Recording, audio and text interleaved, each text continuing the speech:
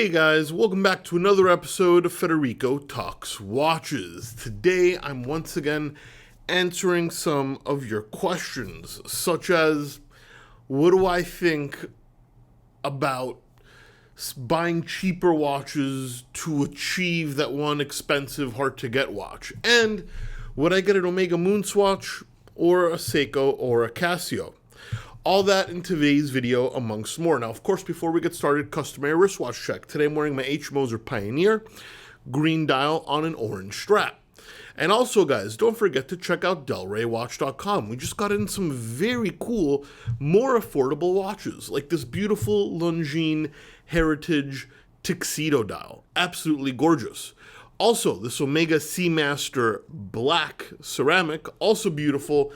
And this one, which is in particularly a good value, this Longines Spirit in titanium on a bracelet.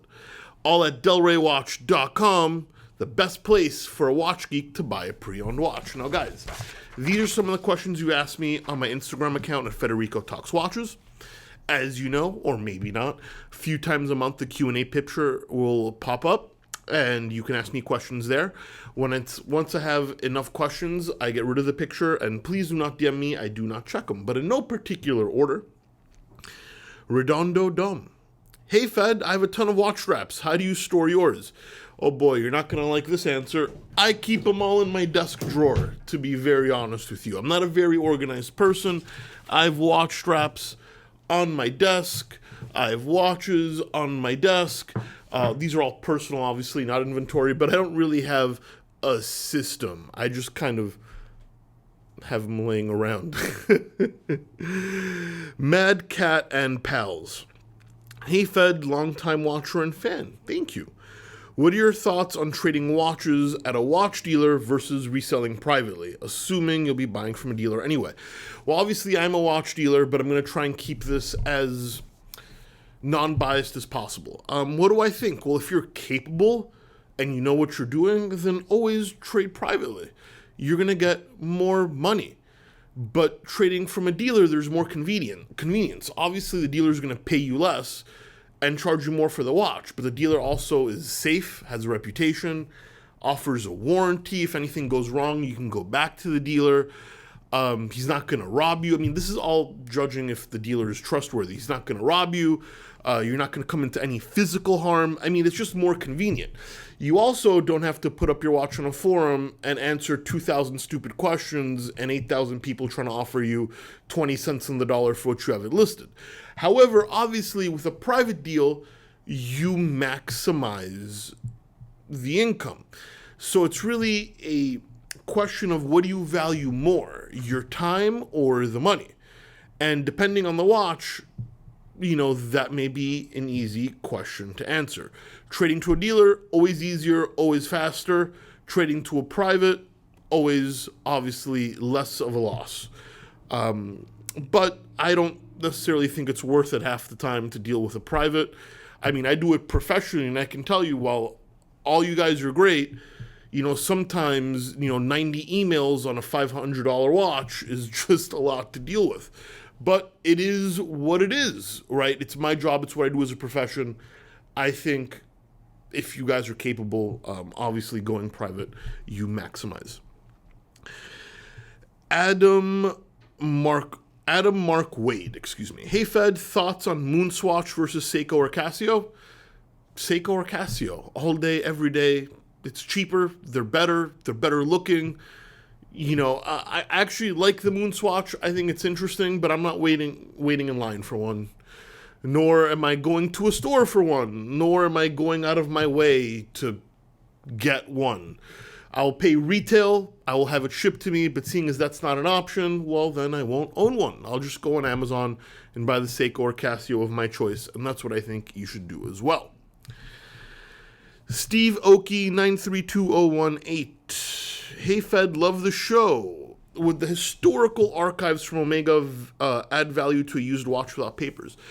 So historical archives are basically an extract from the archives. Do they add value on an Omega?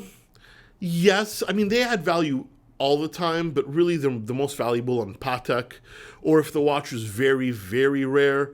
sometimes the cost of getting the archive papers isn't worth it. I mean, as a dealer, having the archive papers is always better than not having them, and I think as a collector as well, but I wouldn't necessarily go through the trouble and the cost of getting them on most Omegas.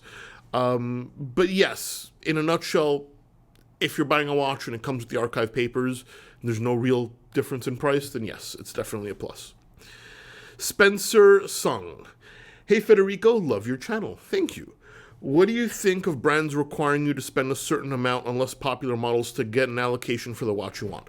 Well, first of all, I don't think it's the brands. It's mostly the authorized dealers. You got to remember, even brand boutiques, a lot of them aren't owned by the brand. They're franchised. But for the sake of simplification, let's say authorized dealer or brands. It doesn't matter. What do I think? Two-pronged approach. Firstly, I think it's bullshit, but at the same time, business is business.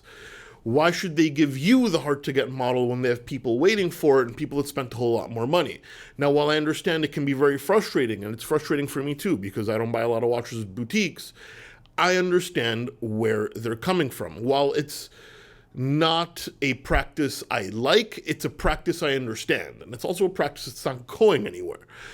I think half the time, buying from a gray market dealer, even though, let's say a Daytona, $30,000 from a gray market dealer, $12,000 in retail. It's a 3 times or more than a 3x markup. You might spend less buying the Daytona at over 3 times retail than you are spending 150 G's on Rolex models to be able to get that Daytona. And the same thing with Pateks and certain watches. I personally would rather get it quicker, go through less hassle because I value my time almost more than anything else I possess. And when you do the math, a lot of the time, even though you don't want to spend 3 times retail, it's still cheaper that way. Just my 2 cents though. I hate the practice, but a lot of the time you don't have to deal with the authorized dealer anyway. Just buy it with a markup and be done with it if that's the watch you have to have. However, I do think you have a lot of great alternatives for watches without a markup, so there's also that to be said. Glenn Prime, can you make a day in the life video? Appreciate the great videos and topics. Glenn, my life is actually quite boring. I don't know if it's worth a video, but I'll break it down for you very quickly. On most weekdays, wake up at 5:45 a.m., 6:15, 6:30 I'm at the gym, 7:45 I'm at Delray. I usually leave Delray around 2:30 or 3 o'clock because I'm tired and my staff stays behind. I go home, work from bed or from my desk, usually take a 45-minute nap, around 7:30, usually go to dinner out, back at home around 9:30, in bed by 9:45, asleep by 10:30. Yeah, pretty boring life, but I like it. Anyway, guys, please give this video a thumbs up if you enjoyed it. It really does help. Don't forget to subscribe so you don't miss any more content. And of course, catch you in the next one. Take care.